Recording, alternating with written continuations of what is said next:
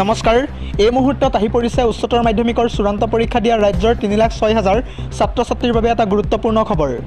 অৱশেষত জল্পনা কল্পনাৰ অন্ত পৰিল লাখ লাখ ছাত্ৰ ছাত্ৰীৰ অপেক্ষা কেতিয়া ঘোষণা কৰা হ'ব হায়াৰ সেকেন্ডাৰীৰ চূড়ান্ত পৰীক্ষাৰ ফলাফল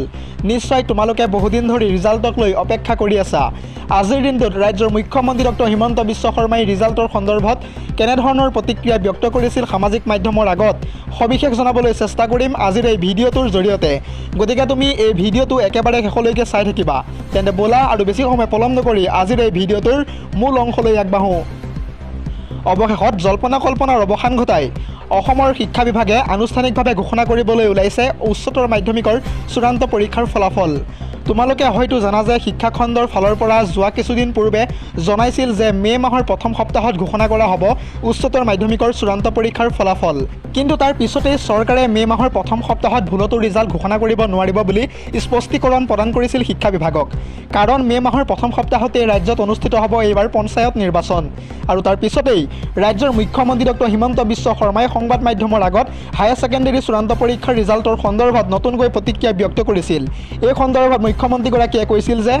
উচ্চতৰ মাধ্যমিকৰ পৰীক্ষাৰ ডক্টৰ হিমন্ত বিশ্ব শৰ্মাই পহিলা বহাগৰ দিনাই নলবাৰীৰ বাঁহজানি মণ্ডল বিজেপিৰ কাৰ্যালয় উদ্বোধন কৰি সংবাদ মাধ্যমৰ আগত মুখ্যমন্ত্ৰীগৰাকীয়ে ঘোষণা কৰিছিল যে মন কৰিব লগা এইটোৱেই যে ২৬ এপ্ৰিলৰ পৰা ৩০ এপ্ৰিলৰ ভিতৰত অসম ৰাজ্যিক বিদ্যালয় শিক্ষা পৰিষদে উচ্চতৰ মাধ্যমিকৰ কলা বিজ্ঞান আৰু বাণিজ্য এই তিনিটা শাখাৰ ফলাফল ঘোষণা কৰিব লগতে হিমন্ত বিশ্ব শৰ্মা হৈছে ৰাজ্যৰ মুখ্যমন্ত্ৰী গতিকে তেখেতে ৰিজাল্ট কেতিয়া দিব সেই কথাটো ভালদৰে জানে হয়তো মুখ্যমন্ত্ৰীয়ে শিক্ষা বিভাগৰ মূল বিষয়ববীয়াসকলৰ লগত হয়তো ৰিজাল্টৰ সন্দৰ্ভত কিছু আলোচনাত মিলিত হৈছিল এতিয়া মন কৰিবা হিমন্ত বিশ্ব শৰ্মাই কোৱা ২৬, ২৭ আৰু ২৮ এই তিনিওটা তাৰিখ গ'ল এতিয়া আছে ২৯ আৰু ৩০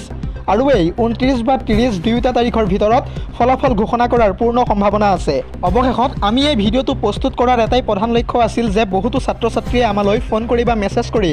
লগতে ভিডিঅ'ৰ কমেণ্ট বক্সতো মে মাহতহে ঘোষণা কৰা হ'ব এছএছ পৰীক্ষাৰ ৰিজাল্ট এনেদৰে কিছু ভুল ধাৰণাৰে অৱগত কৰি আহিছে বহুতৰে আগত মুঠতে যি কি নহওক অহাকালিলৈ নাইবা পৰহিৰ ভিতৰত তোমালোকে নিজৰ ৰিজাল্টসমূহ পাই যাবা আৰু এই উচ্চতৰ মাধ্যমিকৰ চূড়ান্ত পৰীক্ষাৰ ফলাফল ঘোষণা হ'ব প্ৰায় 10টাকৈ ৱেবছাইটত আৰু সেই ৱেবছাইটকেইটা হৈছে esacassam.gov.in www.indiaresult.com resultsassam.nic.in iresults.net exametc.com www.assamresults.co.in www.results.shiksha www.assamresults.in iresults.in assamjobalert.com আৰু তুমি এই ৱেবছাইটকেইটাৰ ভিতৰত যিকোনো এটাত ভিজিট কৰি অতি সহজতে নিজৰ ৰিজাল্টসমূহ চাই থাকিব পাৰিবা আজিলৈ ভিডিঅ'টো ইমানেই নতুন এটা ভিডিঅ'ৰ প্ৰতিশ্ৰুতিৰে আজিলৈ সমাপ্ত